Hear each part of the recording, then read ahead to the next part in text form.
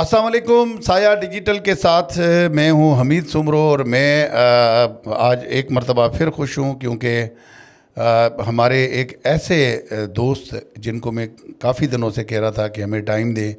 हमारे सीनियर दोस्त हैं, सीनियर सहाफ़ी हैं और मज़दूर जो सहाफ़ी हैं उनके लीडर भी हैं और बड़ी शानदार गुफ्तगू करते हैं। उनका माजी बड़ा शानदार रहा है।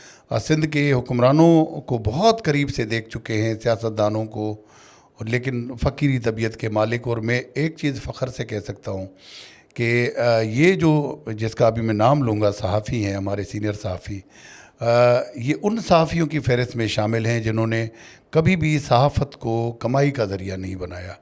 फ़कीर मंश आदमी फ़कीरी हाल में भी गुजारा करेंगे, जिस हाल में भी होंगे, कभी मुंह से किसी को अपने लिए कोई ऐसी बात न करेंगे कि किसी को ये एहसास हो कि यार ये परेशानी में है या किसी मसले में है।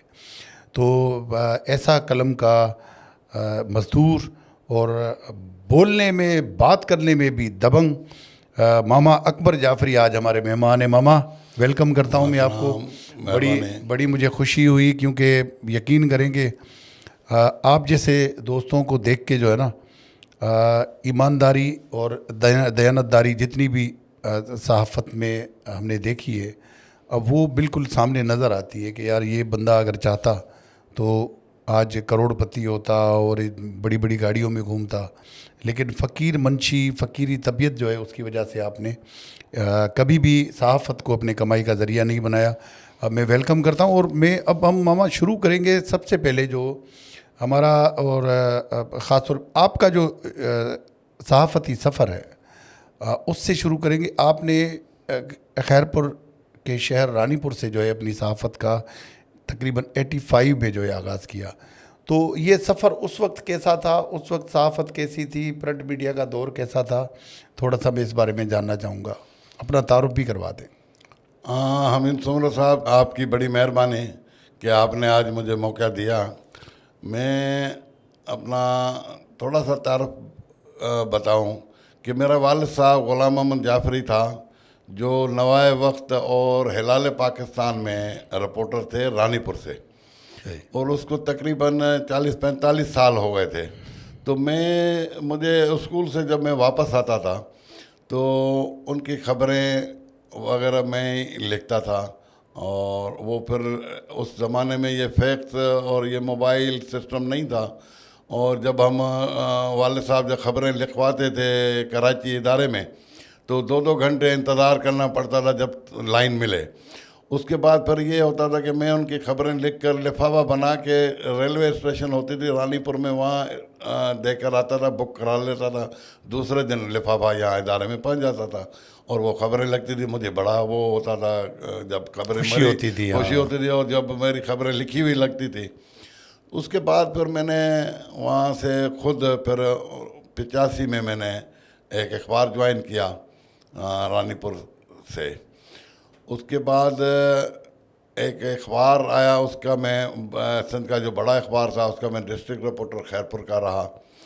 और वो दौर जो आप मालूम कर रहे हैं, ये बिल्कुल हकीकत है कि आज के दौर से मुख्तलिफ था। हम चाय भी अपनी पीते थे, जब इवेंट कवर करने जाते थे तो किराया भी हम अपने जेब से देते थे।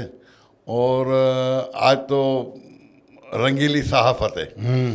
और उस वक्त में ये एक वाक़या है कि आया कि मैं उस वक्त डिस्ट्रिक्ट एक अखबार में था, डिस्ट्रिक्ट रिपोर्टर, कि यहाँ सिंध से दादू के इलाके से चाइनीज़ एक इंजीनियर अगवा हुआ था। अच्छा। तो इत्फाक हुआ कि मैं एक दावत में गया हुआ था कच्चे में, तो वो एक जिसने अगवा किया हुआ था वो वहाँ मौजूद थे, धाड़ेल। अच्छा, डाकू मिल गए आपको? डाकू मिल दावत गए। में?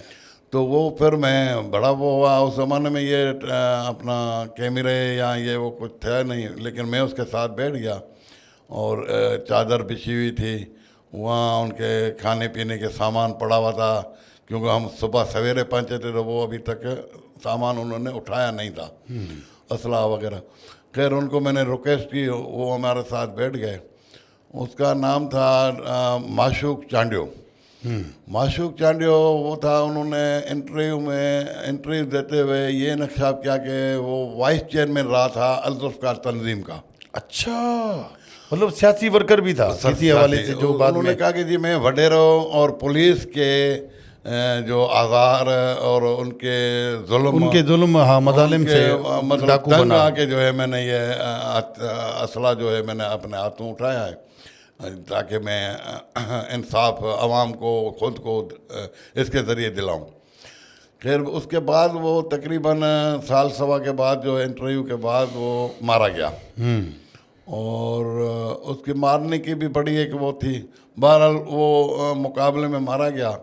और उसके अलावा मैं ये बताऊं, यहाँ मैं कराची में जब मैं आया था तो एक अखबार रंगीन कलर में सिंधी अखबार निकली थी नई, तो मुझे उसके मालिक था ग़ुलाम हुसैन सचारवी। वो मेरे हैदराबाद से रानीपुर आए और मेरे वालिद साहब को आके कहा कि जी ये अकबर जाफरी जो है मेरे हवाले करें, मैं इनको अपना कराची लेके जाऊं। उसके बाद वो मुझे यहाँ कराची लाया। ये मेरे लिए एजाज़ है। एक दफ़ा मैंने चार्ज नहीं लिया था, इसलिए कि यहाँ मेरे से पहले यहाँ बड़ा एक नाम इस मुल्क का है, सहाफ़ी है, उससे वो चार्ज लेकर मुझे दे रहे थे। मैंने कहा भाई मैं ये कभी भी नहीं करूँगा कि एक सीनियर की जगह पे मैं चार्ज लेके उसकी जगह पे मैं बैठ जाऊँ। यहाँ तो ऐसा है कि आप इसको पहले फारिग करें फिर मुझे आगे बैठाएं। बहरहाल वो फिर ऐसे ही हुआ। इत्फाक से फिर मैं चला गया, बीच में फिर आया, तो फिर भी दोबारा जब मैं चार्ज ले रहा था उस वक्त दोबारा भी अल्लाह के फजल से वो भी बड़ा ही सहाफ़ी था, रिपोर्टर था, और उसका बड़ा नाम है इस वक्त। दोनों दफ़ा मैंने चार्ज उनसे लिया। उसके अलावा काम हमने यहाँ शुरू किया तो ये फैक्स का ज़माना तो था ही नहीं। जाम सादिक का दौर जो गुज़रा वो ऐसे समझे कि एंड वाला दौर था, तो हमने काम स्टार्ट किया। उसके बाद मोहतरमा शहीद बेनज़ीर भुट्टो का दौर था और एहतियाजी मामला चलते रहे, और जमहूरियत की बहाली की तहरीक चली। हाँ। जमहूरियत की। उसके बाद मोहतरमा से भी मुझे याद नहीं है कि कई बार जो है मुलाकात रही। उसमें कराची के नाश्ते पे मोहतरमा बुलाती थी बिलावल हाउस पे, जिसमें 8 सहाफ़ी होते थे।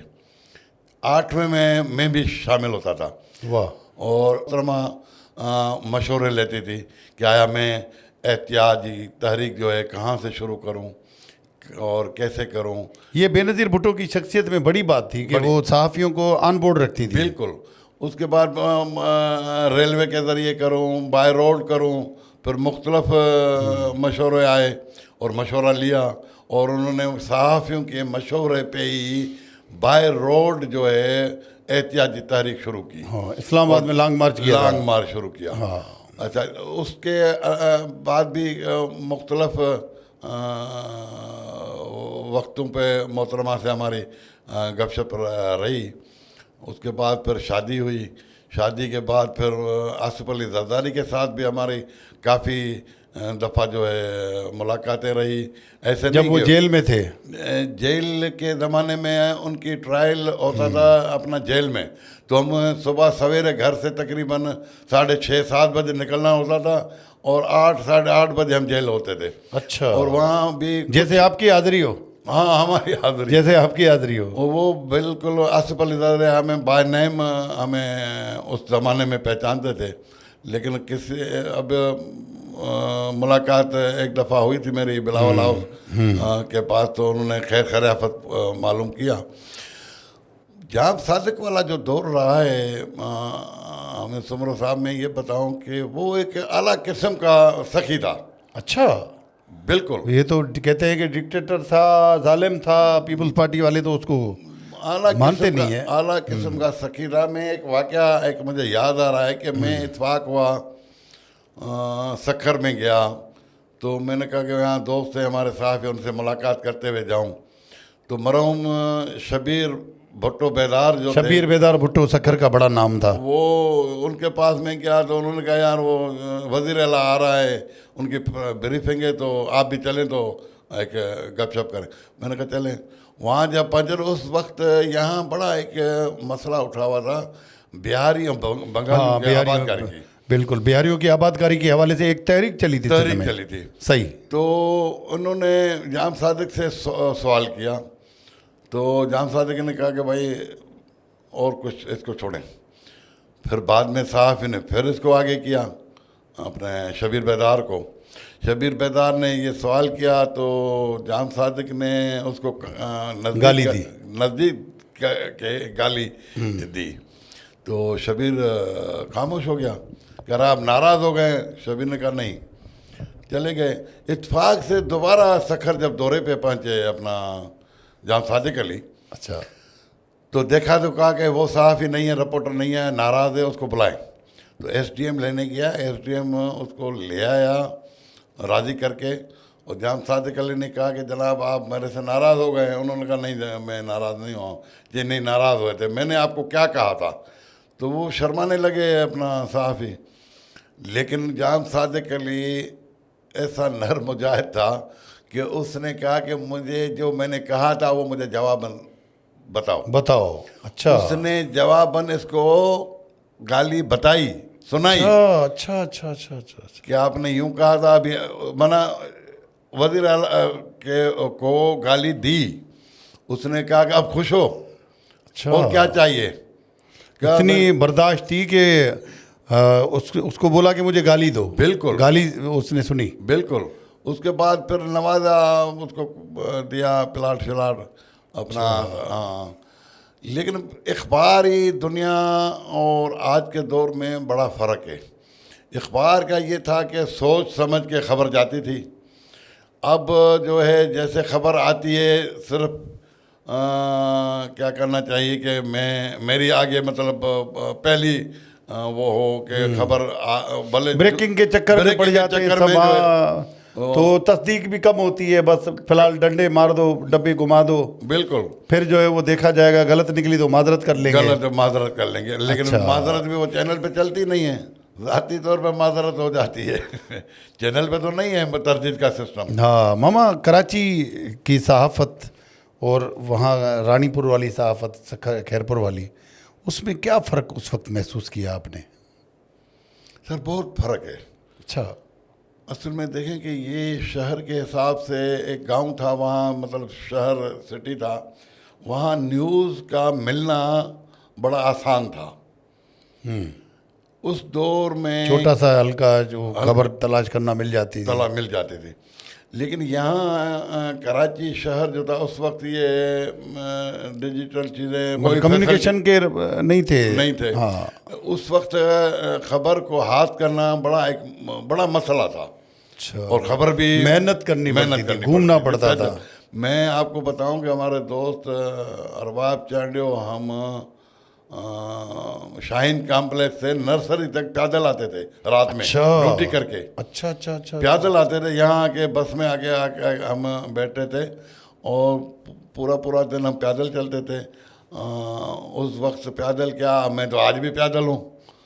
मेरे पास मोटरसाइकिल भी नहीं है और मेरे पास आज भी घर नहीं है।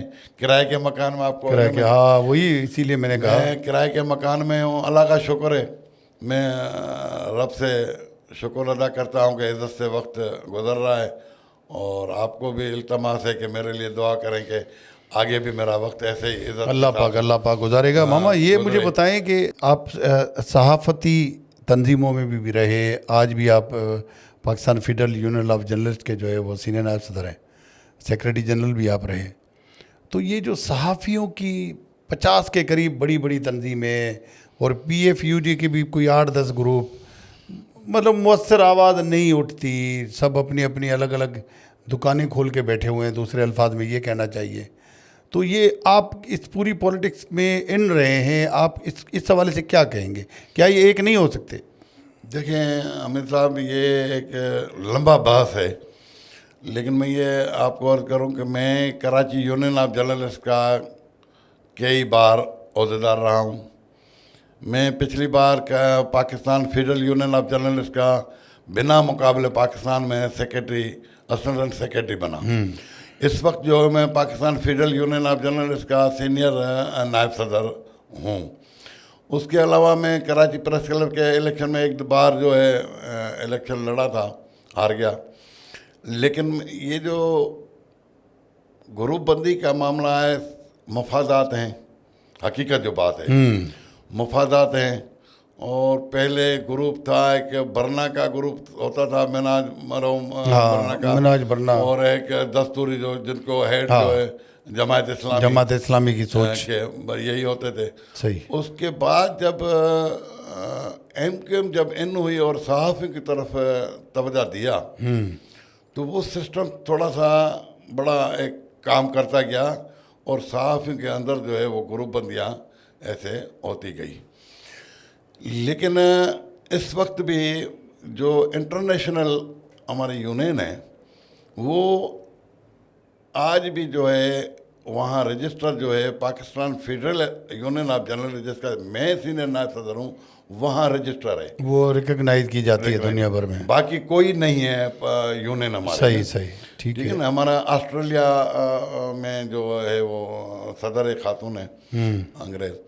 तो उसके बाद एक मज़े की मैं बात बताऊं कि ये सहाफ़ियों का जब परवेज़ मुशर्रफ का दौर आया, कराची प्रेस क्लब पे जब हमारा मुजाहरा था, जब लाठीचार्ज और हमारे ऊपर तशद्दुद हुआ, तो हमने उस वक्त खुर्शीद अब्बासी थे यूनियन के अहदेदार, तो हमने उसी वक्त फैसला किया कि हमें गिरफ्तारियां देनी चाहिए। और वो हमने गिरफ्तारियां दी। वो पाकिस्तान की तारीख में पहली बार एक मिसाल बन गई कि 200 से ज़ायद सहाफ़ी ने गिरफ्तारियां दी। और कराची के मुख्तलिफ थानों के लाकबों में मैंने भी गिरफ्तार, दूसरे मतलब हम कह सकते हैं कि जेल भरो तारीख थी, जेल भरो तारीख थी। हाँ। और वो हमने भी गिरफ्तारी दी। काफ़ी दोस्त थे हमारे, सारे लीडरान थे। लेकिन देखिए उस वक्त भी वहाँ सियासत शुरू हो गई थी हमारे कुछ साथी दोस्तों में, कि कुछ कह रहे थे कि नहीं, कुछ कह रहे थे कि दें, लेकिन हमने किसी का इंतज़ार नहीं किया। हमने अपने सहाफ़ती जमहूरियत की बहाली के लिए, सहाफ़ी के मसाइल के हल के लिए हमने एक्शन ले लिया और हमने गिरफ्तारियाँ शुरू कर दी, गिरफ्तारियाँ दी और उसमें हम तारीख में कामयाब गए, जो आज हमारे इक़्तिदार में। एक हो सकते हैं कभी कोई ऐसा है हल मामा, एक होने की कोई है आपकी नज़र में कोई तजवीज़ ऐसी? मेरे ख्याल में अब शायद मुश्किल है क्योंकि बहुत फासले बढ़ गए हैं। नहीं, ऐसी बात नहीं है। कई बार जो है इस चीज़ की कोशिश ली गई है, बैठकें हुई हैं, लेकिन वही फिर आती है कि दोस्तों के छोटे छोटे मफादात हैं, उन मफादात को अजीज़ करते हुए हमारे सहाफ़ियों के मसाइल को तरजीह जो है नहीं देते हैं। सही। और सही। वो इस वक्त आप देखेंगे ये छोटे छोटे जो ग्रुप बन गए हैं, और ये ग्रुप भी हमसे बने हैं, हमारी तंजीम से बने, आप ही के दोस्त हैं, आप ही के साथी हैं, दोस्त हैं। लेकिन उस छोटे छोटे ग्रुपों की वजह से हमारे सहाफ़ियों के साथ उनके मसाइलों में जो है बड़े मुश्किलात, उनके हल की तरफ जो है रिजल्ट नहीं आता। तो अच्छा मामा ये बता दें कि वो कौन सी खबर ऐसी, आपने हज़ारों खबरें ब्रेक की होंगी, छपवाई होंगी, प्रिंट मीडिया का दौर भी था, जिस पर आपको आज भी बड़ी खुशी होती हो कि यार ये मेरी बड़ी ज़बरदस्त खबर जो है वो एक्सक्लूसिव दी थी?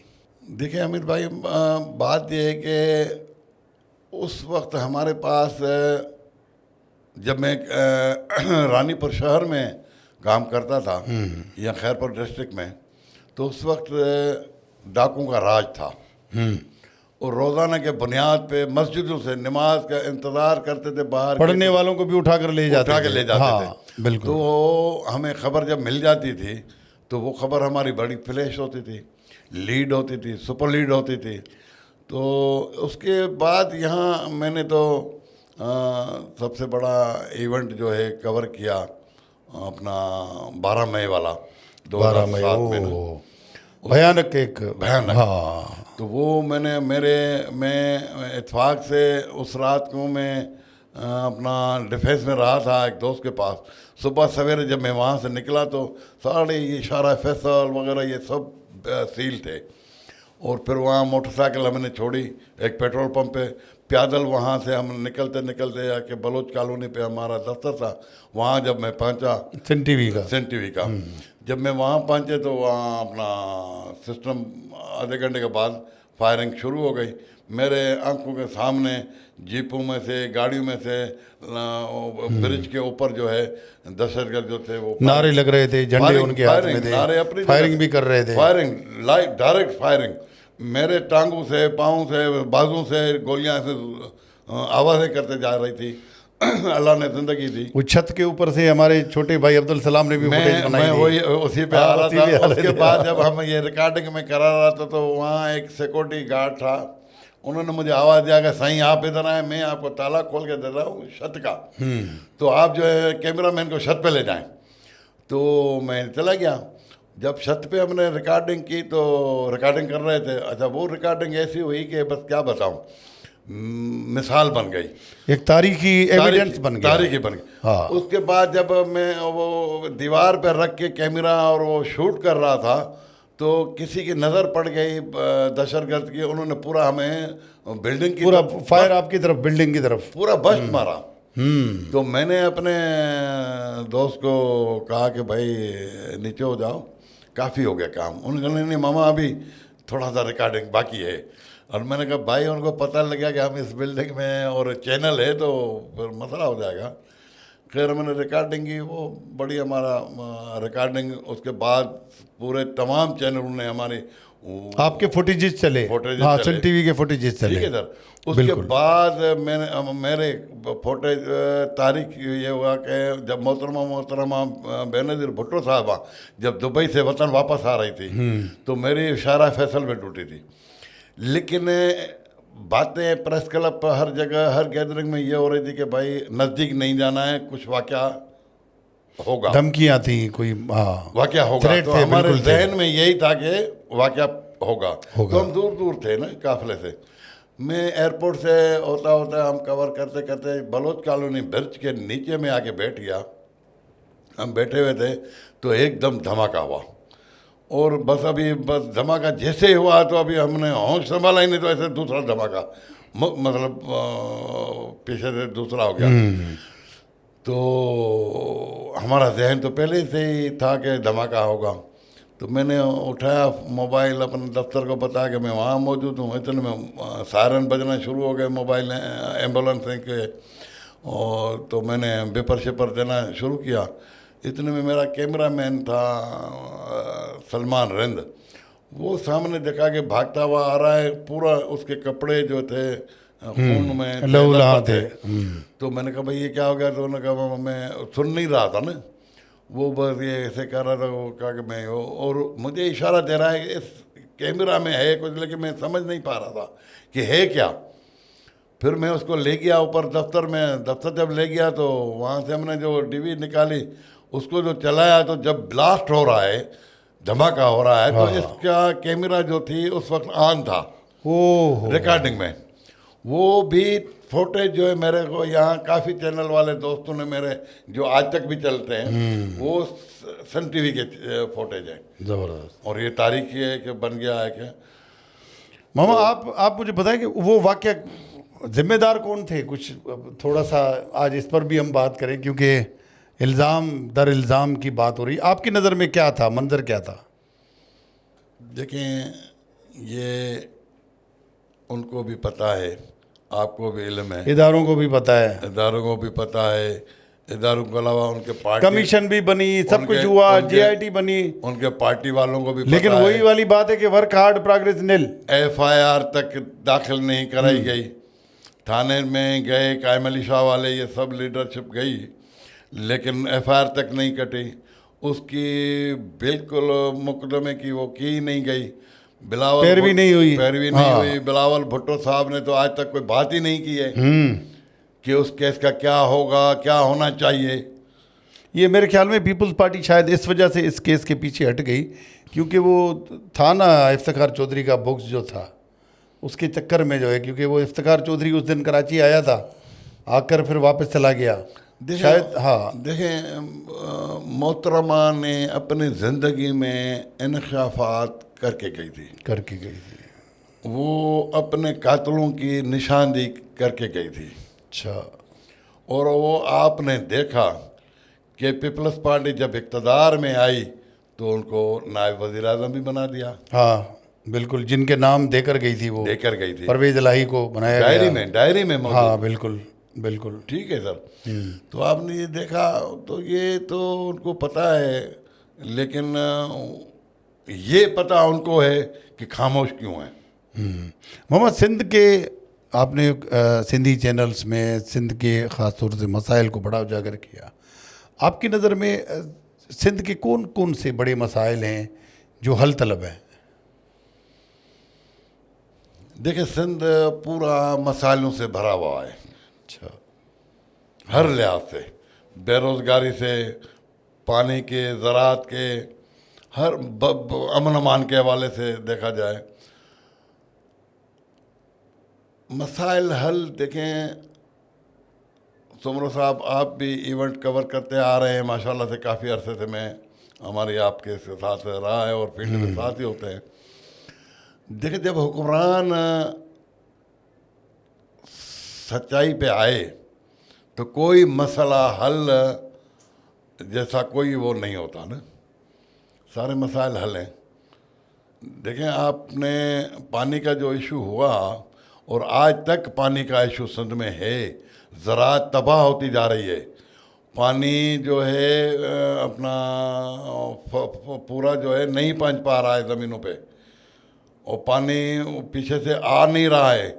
लेकिन मजबूरी ये है कि हुक्मरान वहाँ सही माना में मुकदमा नहीं लड़ते, नहीं लड़ते हैं बात से। हाँ, इसके अलावा मैं एक बात अर्ज करूँ अमीर साहब, अभी आपसे बात करते हुए मुझे एक याद आया कि मेरे लिए एक एजाज़ है कि 2007 में जब ऑल पार्टी कॉन्फ्रेंस हुई थी लंदन में। अच्छा, लंदन में मोहतरमा बेनज़ीर भुट्टो नवाज शरीफ के दरमियान जो बातचीत हुई, मीसा के जमहूरियत भी साइन हुआ था। हाँ हाँ हाँ। वो सिंध में जर्नलिस्टों में से मुझे दावत मिली थी, मैं नवाज शरीफ की तरफ से, और मैं वो कवरेज पे गया था और वो मैंने कवर किया, और वहाँ मुझे ये मौका मिला कि मोहतरमा का, नवाज शरीफ का, सैयद गौसली शाह, शहबाज शरीफ का इंटरव्यू लिया। उसके बाद पहली दफ़ा मैं नवाज शरीफ की फरमाइश पे मुझे कहा ये मेहमान आए हुए, ये आपको सिंधी में इंटरव्यू देंगे, गुलाम मुस्तफ़ा खर। तो मैंने उसका सिंधी में इंटरव्यू किया। मैं खुद हैरान हो गया, सिंधी में बाकायदे थे। तो वो मैंने इंटरव्यू किया। उसके बाद फिर MKM का जो रहनुमा था अपना अल्ताफ़ हुसैन, उसने इंटरव्यू का मुझे टाइम दिया। वहाँ जब हम पहुँचे तो इत्फाक ये हुआ कि जब जैसे ही पहुँचे हम तो मर गए अभी तो अपना मोहम्मद अनवर और डॉक्टर इमरान फारूक, तारिक जावेद, पूरी क़यादत मौजूद थी। तो दरवाज़े पे जैसे हम पहुँचे तो वहाँ हमारा बहस शुरू हो गया मोहम्मद अनवर के साथ। उन्होंने कहा जनाब आपने जो है 12 मई का कवरेज जो है गलत किया, ऐसे किया। तो इधर से हमने भी वो मतलब उन्होंने कहा, ये कहना था कि सिंध टीवी नहीं इंटरव्यू कर सकती कि आपने 12 मई में ये किया। हाँ, सिंध टीवी, क्योंकि आप उसको रिप्रेजेंट करने गए थे ना, आप तो जी बिल्कुल। उसके बाद ये हुआ कि हमने उनको कहा कि जनाब आप हमें बैठने चाय के कप पिलाएंगे या मेहमान नवाजी देंगे या यहाँ से गेट से भगाएंगे। अच्छा। तो डॉक्टर इमरान फारूक ने कहा नहीं आप हमारे मेहमान हैं, आप आए। फिर हमारे साथ बैठ गए। तो हमने कहा कि जी भाई कब पहुंच रहे हैं? तो उन्होंने कहा जी वो तबीयत उनकी अचानक ख़राब हो गई। हाँ, बस वो कर दी गई ख़राब और वो इंटरव्यू नहीं देना चाह रहे थे। नहीं है। तो मुझे मेरे साथ चैनल के ओनर भी साथ थे, तो उन्होंने कहा जी डॉक्टर इमरान फारूक का इंटरव्यू लें। तो मैंने कहा सर मैं नहीं। तो उन्होंने कहा ले लें। जब वो बड़े ने नहीं दिया तो छोटे का क्या लेके करेंगे? हमारे दिल बहरहाल हमने इंटरव्यू नहीं किया। और वहाँ बहस काफ़ी हमारी ठीक ठाक बहस हुई। और फर्स्ट टाइम मैंने उस गैदरिंग में ये बात भी रखी थी जो स्टार्टिंग में आपने मेरे से सवाल किया था सहाफ़ी के हवाले से, ग्रुप बंदी के हवाले से।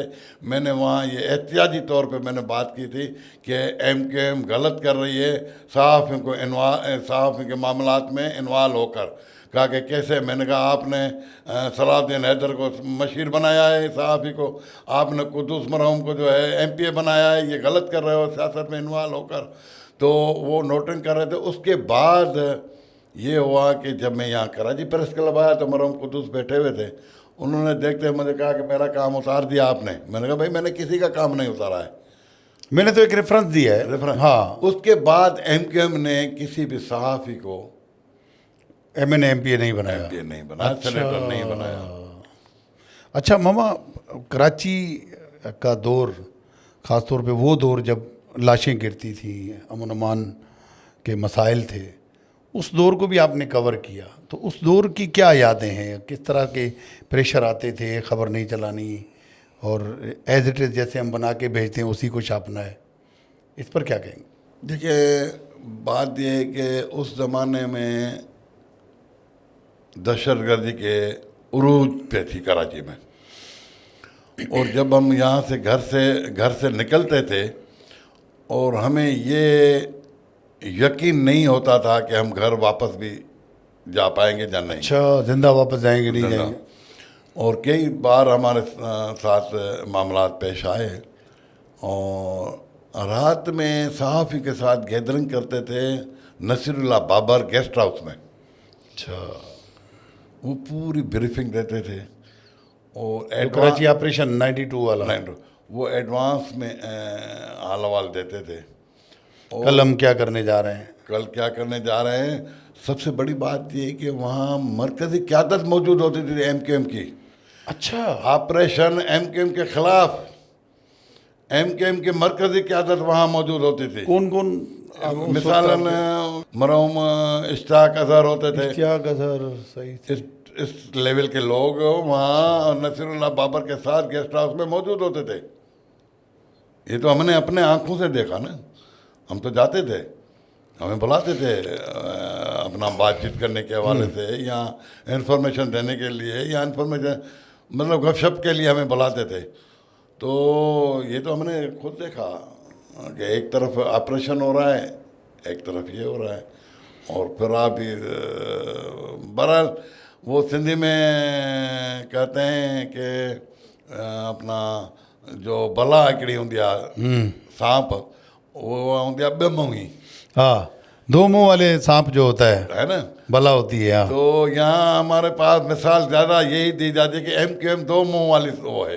अच्छा, बला है। सही सही सही सही। देखा नहीं, जब उरूज पे जब इनका तोती बोलती थी उस वक्त सिंध की तकसीम की या कराची की शिफ्ट इस्लामाबाद की बात नहीं की।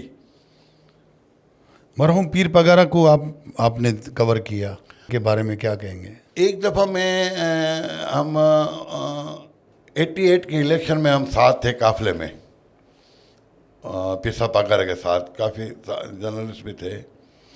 जब हम कोटड़ी जी पे हम पहुँचे काफ़िला, तो वहाँ बच्चे छोटे छोटे स्कूल के ऐसे गाड़ी के सामने आ गए पीर साहब के और रोक दिया।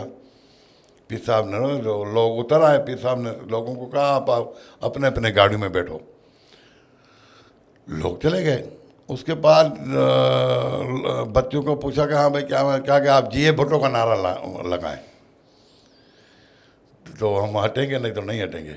तो पीर साहब ने बच्चों के साथ बड़ी हंसी मजाक, शफकत से पेश आए, हाँ, हंसी मजाक की, और बच्चों को बड़ा हंसाया भी, राज़ी किया। और फिर बच्चे जो है हटे और काफ़िला। आज अगर ऐसा वाकया होता तो फायरिंग हो जाती, बच्चों को मार देते जालिम। बिल्कुल, मतलब इस तरह के कुछ वर्कर्स होते हैं हर पार्टी में, बिल्कुल, लेकिन वो बर्दाश्त थी, पीर साहब की शख्सियत थी। पीर साहब सिंध और सिंध के अवाम का बड़ा दर्द रखते थे। मौजूदा पीर साहब भी, मेरी मौजूदा पीर साहब से भी काफ़ी मुलाकातें रही हैं, और मौजूदा पीर साहब के भी सिंध का दर्द और सिंध के अवाम का दर्द और गरीब अवाम का बड़ा दर्द रखते हैं। ख़ास तौर से आपने देखा होगा कि पीर साहब पगारो जब भी खिताब करते हैं तो उन्होंने कहा होगा कि आप अपने बच्चियों को तालीम दिलाएं। ये इनकलाबी बात है। बच्चियों की तालीम पे बड़ी तवज्जो उन्होंने दी है। मामा अब्दुल्ला शाह का दौर भी आपने गुजारा? सर, साईं अब्दुल्ला शाह का ख़ास तौर पे मैं कहूँगा कि हमारे सिंधी सहाफ़ियों पर बड़े एहसानात हैं। अच्छा, वो कैसे? वो ये कि जब शाह साहब वज़ीर आला थे तो हमें कराची प्रेस क्लब में पाँव रखने नहीं देते थे, अच्छा, और रखने देते थे तो कहते थे कि क्यों दाखिल हो, किसके पास, लसानी बुनियाद पे कि ये आए हैं बाहर मतलब से। क्यों आए हो इधर। तो उसके बाद उस ज़माने में 10 लाख रुपया प्रेस क्लब की वो थी, ग्रांट थी। अच्छा, मुझे आज भी याद है कि रमज़ान शरीफ का महीना था, अफ्तार डिनर था वज़ीर आला हाउस में। जब हम वहाँ पहुँचे तो उस वक्त के कराची प्रेस क्लब के सदर और सेक्रेटरी ने कहा कि जनाब हम आपको दावत देते हैं, ग्रांट भी दें और क्लब भी आए। तो हम पीछे से खड़े हुए थे, जो इस वक्त एक MPA है और वो एक बड़ी पार्टी का तर्जमान भी है, बड़ी पार्टी का, वो भी मौजूद थे। तो नाम लो मामा, नाम लो, इसमें क्या? सुरेंद्र वलासाई, सुरेंद्र वाला से, यहाँ वो हमारे साथ थे। एक मरहूम सादिक अंग्रेजी अखबार के वो थे। अंग्रेजी थे। उस वक्त सादिक बुर्दी थे, मरहूम अवामी आवाज़ में अखबार में थे, मुश्ताक आसमानी थे। तो हमने एक जदोजहद की हुई थी, तो हमने कहा से हमारे साथ बड़ा जुल्म हो रहा है सिंधियों के साथ। क्लियर कहा कि क्या भाई? हमने कहा से हम गुलशन हदीर मलिर से खोखरा पार से आते हैं शहर में, हमें बैठने की जगह नहीं है, खाने पीने की कहीं नहीं है, कहाँ बैठें, कहाँ ये करें। और दफ्तर भी हमारे जब खुले तो उन्होंने कहा तो क्या मसला, क्या मसाइल है? मैंने कहा मेंबरशिप नहीं दे रहे। मेंबरशिप नहीं दे रहे हैं। तो अब्दुल्ला शाह ने क्लियर कहा इनको कि मेंबरशिप दें, क्यों बंद की हुई है। अच्छा, ये उस दौर का उनका आप अब्दुल्ला एहसान शाह। समझते हैं? उसके बाद जब हम वापस आए तो शबीर शर्ब जो आजकल हाई कोर्ट का जो वकील है, हाँ। ये और मरहूम यूसुफ खान मेरे दफ्तर में अखबार में आए। वो आजकल अखबार बंद हो गया, वहाँ दफ्तर में आए, उन्होंने कहा कि लिस्टें बनाओ। हमने लिस्टें बनाई। ये कराची प्रेस क्लब के तारीख में पहली बार 60 मेंबरशिप एकदम सिंधी किए थे, सही से। वो हमने बना के दिए। उसके बाद साईं अब्दुल्ला शाह का एक वाक़या मुझे यहाँ सिंध असेंबली जो है, जो सामने लान है, वहाँ मरहूम महरूमल होते थे, अकलियती मेंबर। अकलियती हाँ, मेंबर। महरूमल। और एक हमेशा सूबाई वजीर बनते हैं हर काबीना में। आजकल मेरे ख्याल में बुजुर्ग हो गए हैं, सैयद मुराद अली शाह, जो हाँ, दरबेले वालों। दरबेले वाला। हाँ। ये जो अदी फरयाल टालपुर का जो शो मीर मुनव्वर टालपुर साहब। खान टालपुर, इधर रात में जो है असेंबली के बाहर दावतें होती थी।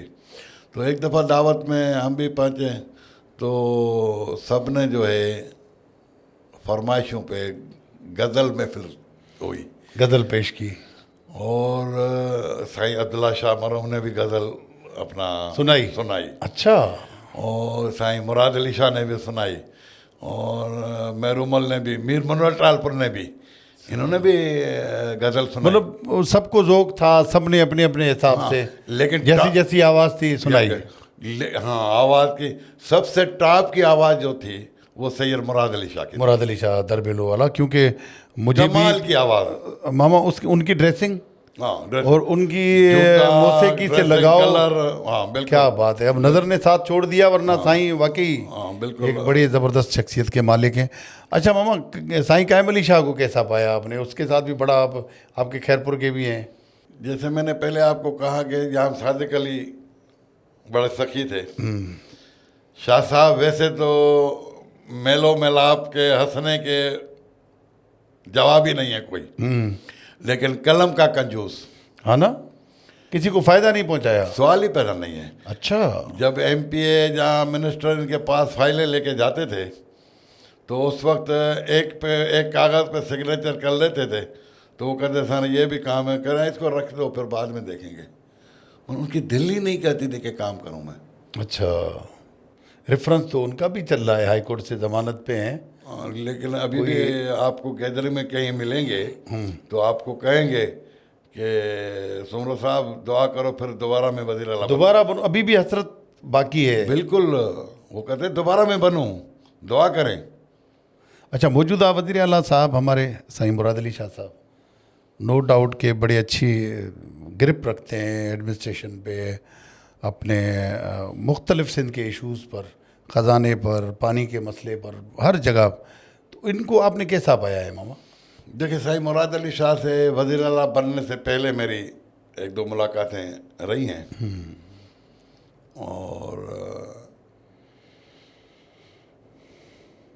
साई एक्टिव है और उसको शौक है काम करने का, लेकिन कभी कभार टीम उसका साथ नहीं देती, अच्छा, मतलब उनकी टीम जो है उसमें खराबियां हैं, दूसरे अल्फाज में। गड़बड़े हैं।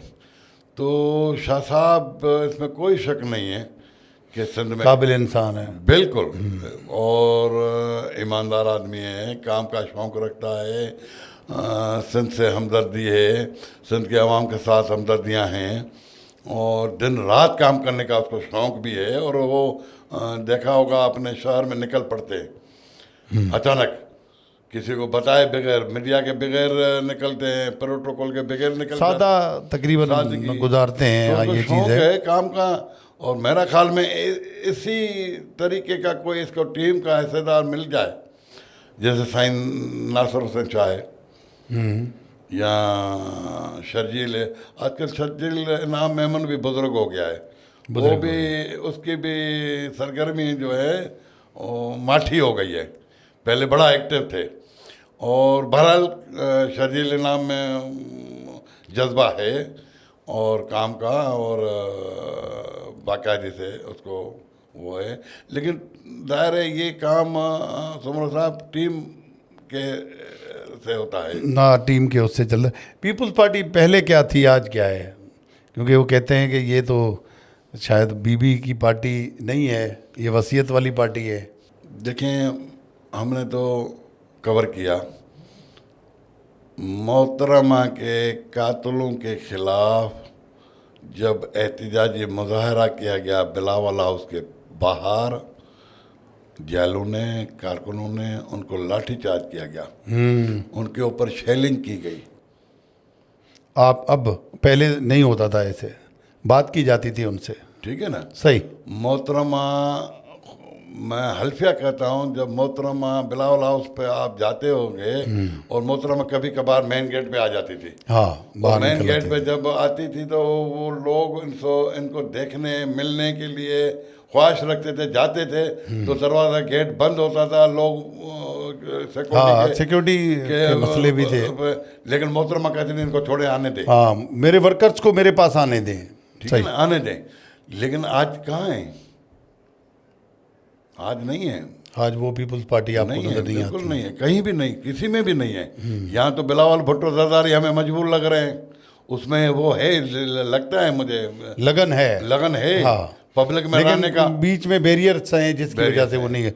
अच्छा मामा, अब शाह अमन नूरानी और भी बहुत सारे किरदार कराची के, उनकी, उनसे भी आप बड़ा करीबी रहे हैं, तो उनकी कोई यादें, कोई बातें?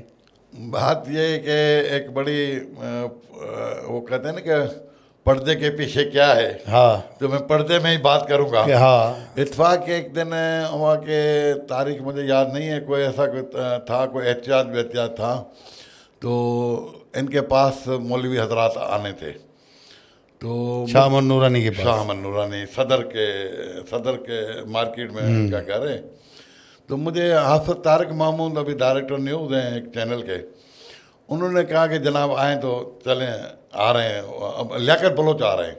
लियाकत बलोच साहब जमात इस्लामी के सेक्रेटरी जनरल थे। तो नूरानी साहब के पास, जब हम नूरानी साहब के पास पहुँचे, उनका बेटा हमें मिला, अंस नूरानी, उन्होंने कहा डायरेक्ट चले जाएं। अब जब हमने दरवाज़ा खोल के अंदर गए तो वहाँ अंदर शबीर अबू तालिब गालबन नाम था, नौजवान था, वो बैठे हुए थे नूरानी साहब के साथ अकेले।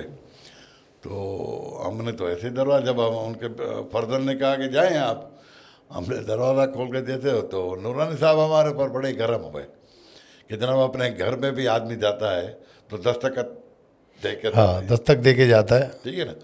उसके बाद तो मैंने सिलो में हाफिज तारिक मोहम्मद को कहा कि हाफिज साहब मरवा दिया आपने। हाँ, मरवा दिया। तो बहरहाल हम बैठाया किया, इत्फाक से ये हुआ कि लियाकत बलोच को कहीं से गिरफ्तार कर लिया, इधर आने से वो आए नहीं वहाँ पे। आए नहीं, जो इन्होंने इंतजाम किए थे ताम वगैरह, तो वो अपना नूरानी साहब का वो हो गया तो हमने कहा कि हम जा रहे हैं उधर कवरेज पे, तो नूरानी साहब ने कहा नहीं आप मेहमान हैं, आप नहीं जाएं, आप खाना खा के उनका दस्तरख्वान कमाल आज, का। आज भी कमाल बेटों का भी कमाल है। जाएं। मैं कभी नहीं हुआ है जाना अभी, हाँ, वो खुद प्लेट देते थे, प्लेट देते थे।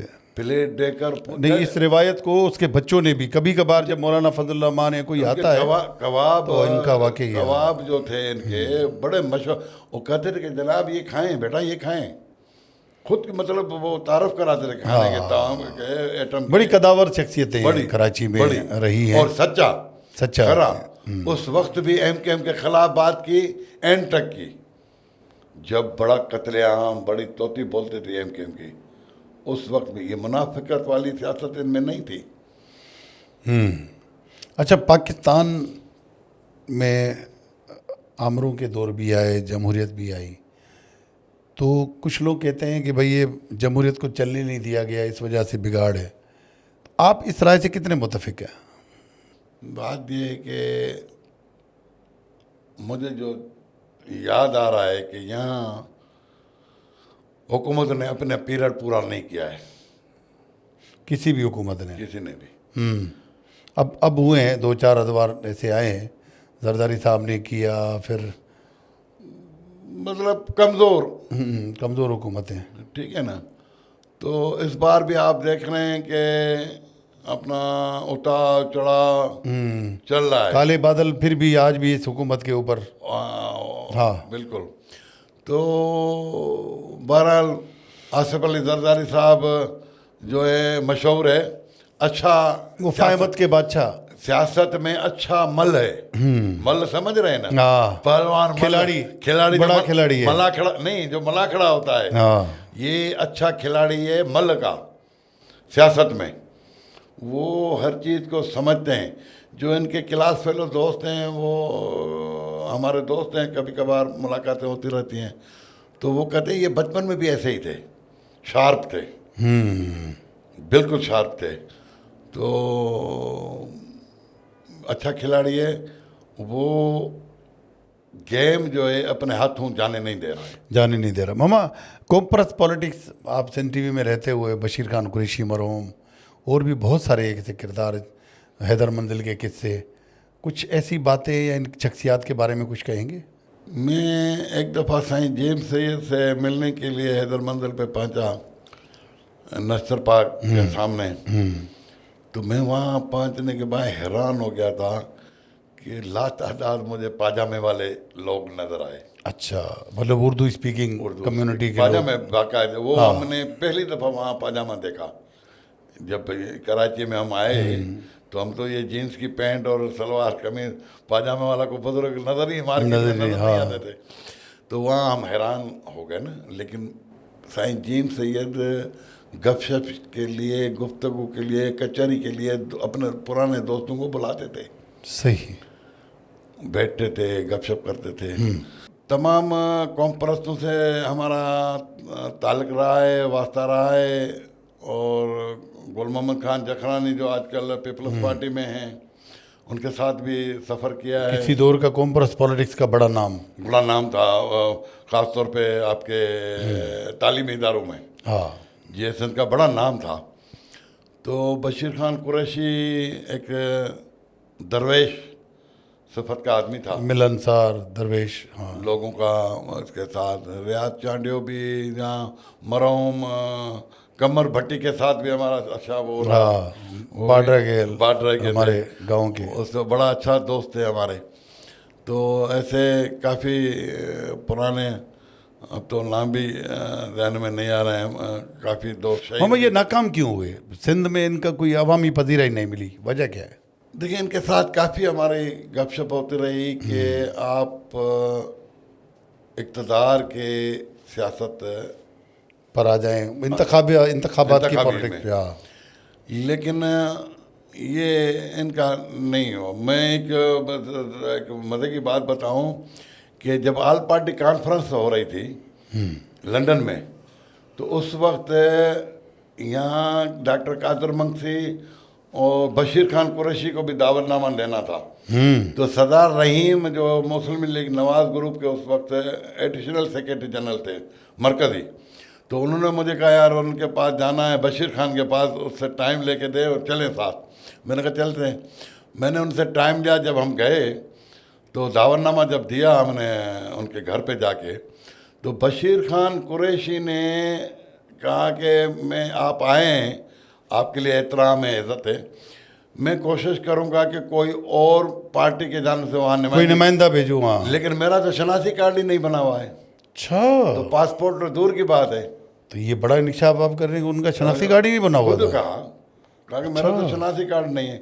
फिर जब वहाँ आल पार्टी कॉन्फ्रेंस शुरू हुई तो मैं नवाज शरीफ ने सरदार रहीम को बुलाया, कहा कि ये कार्रवाई बैठ के पूरी कार्रवाई इजलास की आप लिखें, इधर बैठें।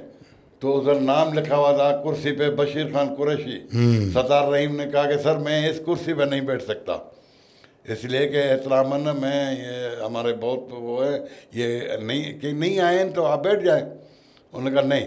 तो सरदार रहीम ने उस कुर्सी पे नहीं बैठा, बराबर में दूसरी कुर्सी चेयर मंगा के उधर बैठ के कार्रवाई की। सही सही सही सही। मामा सरदार साहब से भी आपकी बड़ी करीबी दोस्ती भी है और बहुत बड़ी शख्सियत है। मैंने उस दिन एक हमारे सीनियर जर्नलिस्ट आए थे, उन्होंने भी जिक्र किया कि कराची यूनिवर्सिटी में एक बहुत बड़ा नाम था और सिंध की सियासत में भी अब तो GDA को भी वो देख रहे हैं, उसके ज़िम्मेदार भी हैं। सरदार साहब की शख्सियत के बारे में क्या कहेंगे? सरदार रहीम बेसिकली एक शाही ख़ानदान से ताल्लुक़ रखता है और इनके जो बड़े थे, बुज़ुर्ग थे, वो आज से ऐसे समझे कि 100 सवा या 150 साल पहले आए थे। 100-150 साल पहले। अच्छा। और ये इनकी जो घोटकी में, डहरकी में सवे एकड़ ज़मीन अब आज भी मौजूद है, लेकिन हारियों को देकर आ गए हैं। अच्छा। आज तक पूछते नहीं कि उधर फसल है नहीं है, क्या है, कोई मालकी नहीं है। हालांकि घोटकी की कीमती ज़मीनें हैं, कीमती ज़मीन है, लेकिन इन्होंने पलट के गए नहीं, वापस गए नहीं। उसके साथ मजे की बात बताऊं, जो ये अभी झगड़े चलते रहे कराची में, जो गटर बागीचा है ना, मशहूर है, वो जितने भी ये आपके आबादी है, ये इनकी ज़मीन है। आज भी ज़मीन इनकी है। अच्छा अच्छा अच्छा। लेकिन वो क्लेम नहीं करते, नहीं, वो अरबों रुपए की ज़मीन है। भाई ये फ़कीर आदमी है, ये फ़कीर आदमी है। बस इनको भी वो है कि बस आवाम की खिदमत। आपने देखा होगा कि अपने कारोबारी आदमी है, हाँ, और पता नहीं कितने ममालिकों में कारोबार है, लेकिन इसने वक्फ कर दिया है आवाम के लिए। सही सही सही, सही। और पीर साहब के साथ है आजकल, और उनके साथ सफ़र में है, और मिनिस्टर भी रहे हैं, मामा MP भी रहे हैं। हाँ, MP मिनिस्टर रहे। नए आने वाले जो सहाफ़ी हैं, बच्चे हैं, या जो बाकी भी लोग हैं, उनके लिए कोई मैसेज आप देंगे? सबसे बड़ा मुश्किल काम अभी आपने स्टार्ट किया है।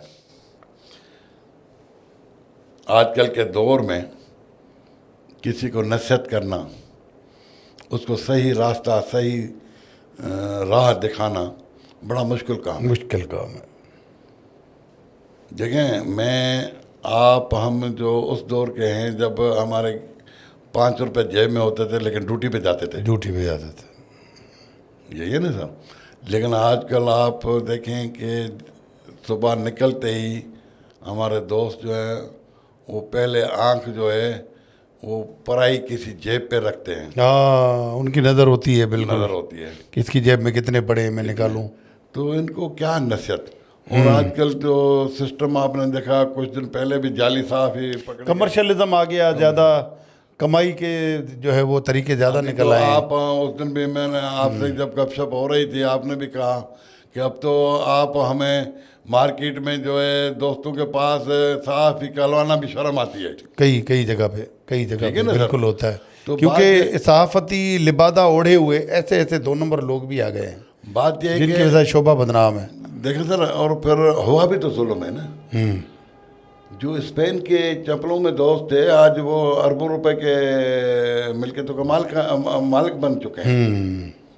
जुल्म भी तो हुआ है ना सर। मामा अभी बड़ी दुआ हाँ, करें आखिर में जी। कि हमारे सहाफ़ी यूनियन जो ग्रुपबंदी है, जो ग्रुपबंदी है वो खत्म हो, एक हो जाए, एक इत्तेहाद आपस में इत्तेहाद हो जाए, एक प्लेटफार्म पे हो जाए।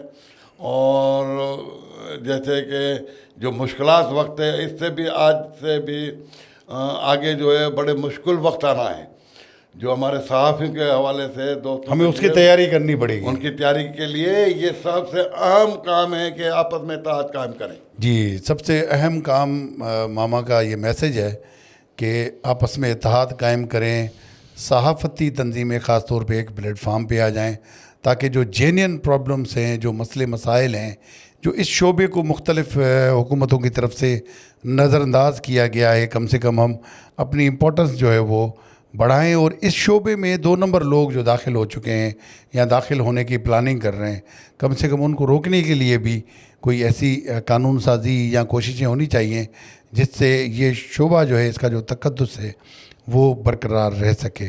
तो इंशाल्लाह फिर किसी और प्रोग्राम में हम किसी खूबसूरत मेहमान के साथ मिलेंगे। मैं मामा अकबर जाफरी का शुक्रिया अदा करता हूँ कि वो आज आए और अपनी माजी की बहुत सारी बातें हमें बताई हैं। उम्मीद है कि आप लोगों को भी बड़ा अच्छा सीखने को मिलेगा। तो तब तक के लिए हमें चाहिए आपकी इजाज़त। अल्लाह हाफ़िज़।